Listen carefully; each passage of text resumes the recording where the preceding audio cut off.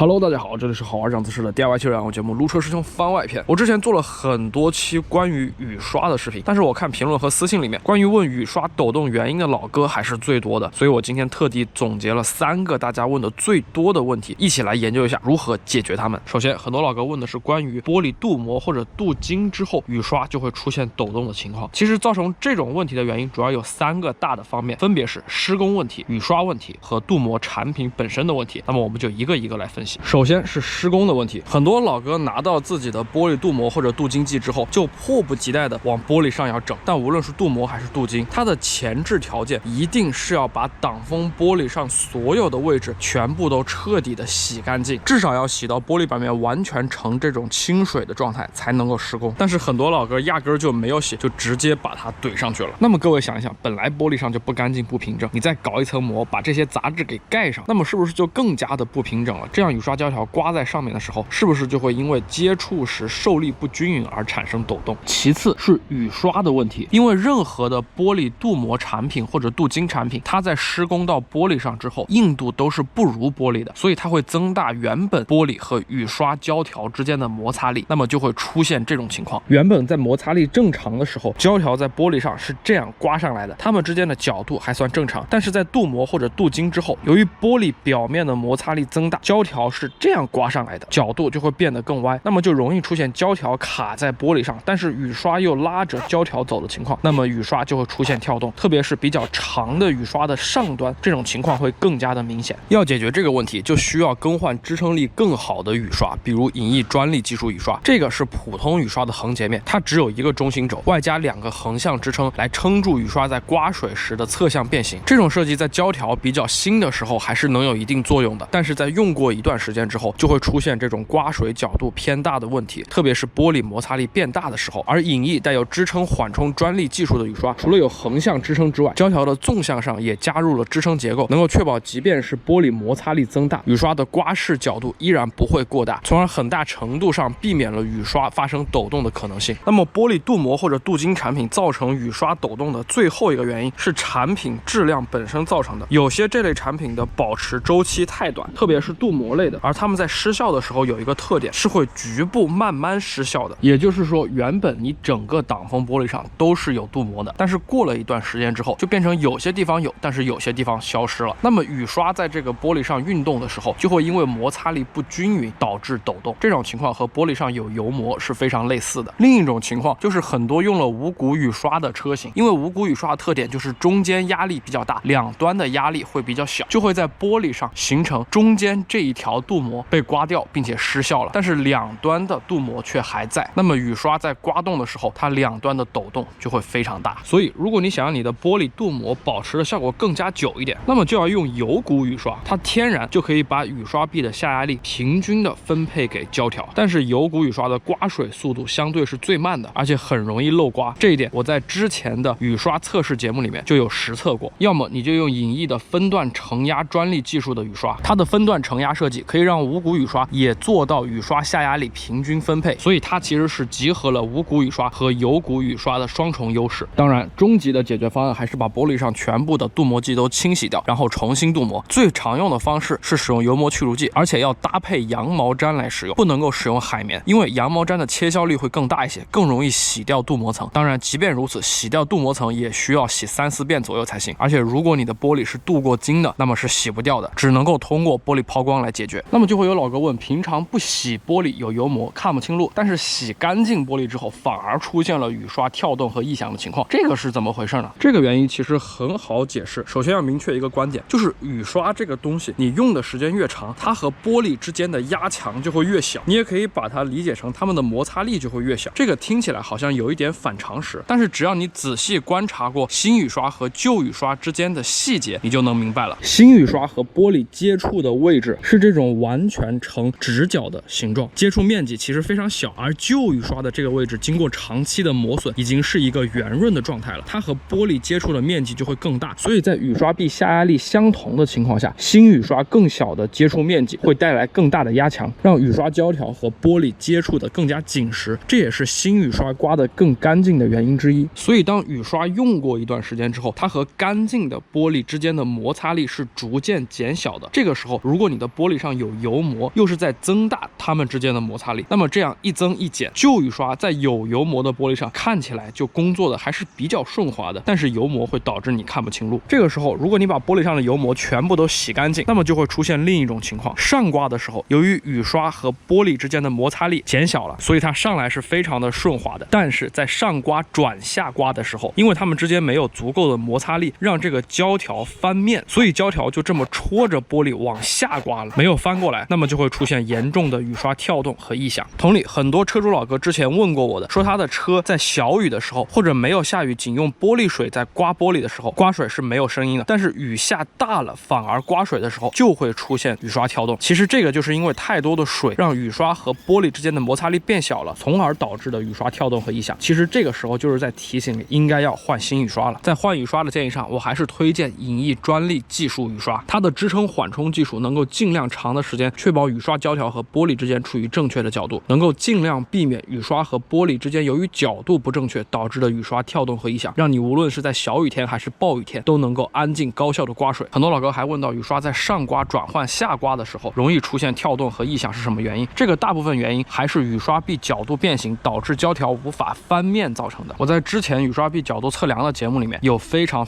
详细的故障检测和排除的方法，有这个问题的老客可以回头看看那期视频，一定对你有所启发。如果这个视频能够帮助你找到雨刷跳动和异响的原因，那么请把它转发分享给你的朋友，并且帮我点个赞。如果你想要获得更多自己动手保养汽车知识，关注路车师兄，每周3、周5更新。我们下期再见，拜拜。